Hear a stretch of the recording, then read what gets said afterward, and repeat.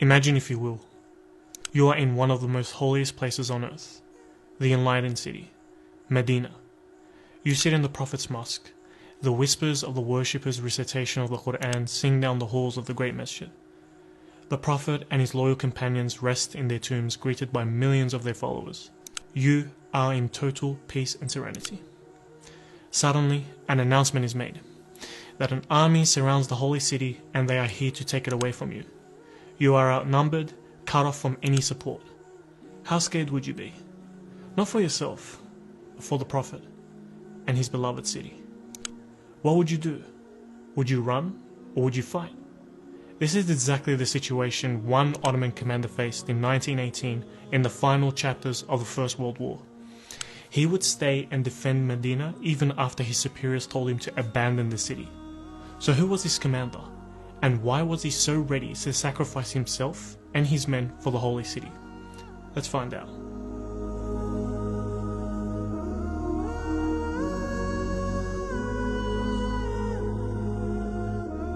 Fakhruddin Pasha, or Omar Fakhruddin Turkan, was born in Rus in 1868. He and his family had moved to Constantinople in 1878 after the devastation of the Russo-Turkish War. By the time the First World War machine was in full rage, Fakhruddin had taken part in battles across Libya, the Balkans, and he was even the commander of a division stationed in Gallipoli. But these battles and campaigns weren't the only reasons why Fakhruddin achieved legendary status. You see, after the Young Turk Revolution, the rise of Turkish nationalism had further alienated the Arabs ruled in those Ottoman provinces. This revolution was marked by extraordinary social and political transformations, which greatly affected the Arabs. The Arabs were clearly not happy with these changes, and so they staged a revolt. The Arabs and their leader Sharif Hussein bin Ali were moving towards Medina, so the Ottomans needed someone they could trust to do their job and defend Medina. So in 1916, Fakhruddin Pasha was deployed to Medina as its defender and governor. From when Fakhruddin arrived in Medina in May, it was a cat-and-mouse game between him and the British-backed rebellious Arabs. The first thing that the Pasha had done upon arrival was to make sure that the sacred relics and manuscripts in the city were sent safely to Istanbul, so that no one would seize them in fear of destruction. About 500 manuscripts are currently kept in Medina Library of Topkapi Palace in Turkey. Fakhruddin had taken defensive measures within the city, but Sharif Hussein was quick to destroy railway and telegraph lines around the holy city in June. However, when the Arabs attacked the outposts of Medina, they were unsuccessful and repelled back. Unlike the unpopular governor of Hijaz, Ghalib Pasha, who had lost the city due to the insurgency of the local Arabs, Fakhruddin was popular amongst the locals of Medina. He had developed a close relationship with the Arabs in the region, and even took them into his service. But the odds were still greatly against the commander, as the rebels had already seized cities outside Medina with rapid speed. Nonetheless, he remained loyal to the cause of defending the Prophet's city, despite being surrounded. He never gave up. Fakhruddin and his troops were cornered and cut off. He now has no access to aid, food, and military supplies. Also, given the fact that the fortress that he's protecting is stranded in the middle of the desert, this does not make his situation any better. He and his troops suffered from hunger, thirst, and deadly diseases. All these led to a call for desperate measures, and oh how desperate they were. So the Pasha issued a command on June 7th, 1918, about eating grasshoppers. Yes, you heard that correctly. He told his men to eat grasshoppers. Famously he said, "What is different from a sparrow in a grasshopper? There are no feathers of it, but it has wings like a sparrow and flies like it. Feeds on plants, eats clean and fresh things, and it enjoys both tobacco and lemon. The main food of Bedouins is the grasshopper, and they owe their health and fitness to the grasshoppers they eat." Reportedly, he had doctors analyze the grasshoppers and even recommended 4 different ways of preparing the less than appealing grasshoppers. While Fakhruddin was enjoying his grasshopper meals, the Ottoman Empire had accepted defeat and surrendered its provinces on October 30, 1918, including Medina. Fakhruddin was ordered to deliver Medina and surrender. The commander did the unthinkable when he refused to surrender the holy city and instead chose to defend it.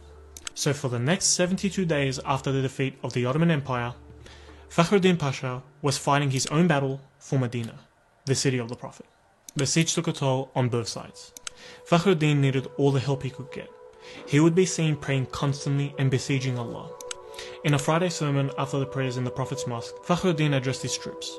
Soldiers, I appeal to you in the name of the Prophet, my witness. I command you to defend him and his city to the last cartridge and the last breath. Irrespective of the strength of the enemy, may Allah help us and may the prayers of Muhammad be with us. He then looked at the tomb of the Prophet and said, O Allah's Prophet, I will never leave you. Unfortunately, Fakhruddin Pasha would see his darkest days when his superiors would send his replacement, Ali Najib, to negotiate surrender to the British and the Arabs. They were adamant on the Pasha surrendering the city. So Ali agreed to hand over Fakhruddin. Ali went to Fakhruddin to see how he was doing, not knowing that Ali had organized the capture of the commander. Fakhruddin had described this as his most painful day when they seized, tied and delivered him to the British. On January 27, 1919, he was then taken to Egypt as a prisoner of war and then exiled on August 5th to Malta and held captive for 2 years. He was freed on April 8, 1921 and would later pass away on November 22, 1948. Fakhruddin proved to the world his unwavering love for the Messenger and the Deen of Islam, despite his superiors or enemies. He defended the Prophet's city and mosque, even after he was told not to do so by his own Sultan because he loved the Prophet and feared his beloved would land in the hands of the enemy. During the siege in 1918, he received a call to surrender from Sharif Hussein of Mecca. Fakhruddin's reply was that proof to the world. He said, In the name of Allah, the Omnipotent, to him who broke the power of Islam, caused bloodshed among Muslims, jeopardized the caliphate of the Commander of the Faithful, and exposed it to the domination of the British. On Thursday night, the 14th of Dhul Hijjah, I was walking, tired and worn out, thinking of the protection and defense of Medina, when I found myself among unknown men working in a small square. Then I saw standing before me a man with a sublime countenance. He was the Prophet, may Allah's blessings be upon him. His left arm rested on his hip under his robe, and he said to me in a protective manner, Follow me. I followed him 2 or 3 paces and woke up. I immediately proceeded to his sacred mosque and prostrated myself in prayer and thanks. I am now under the protection of the Prophet, my supreme commander. I am busying myself with strengthening the defences, building roads and squares in Medina. Trouble me not with your useless offers. May Allah reward Fakhruddin Pasha for his unwavering support for the Prophet and the religion of Islam. Ameen. If you enjoyed this video along with all the other content that OnePath Network produces, please support us so we can create more beneficial content for the world. Go to onepathnetwork.com and you can support us from as little as $1 a day. Jazakumullah khair for your support.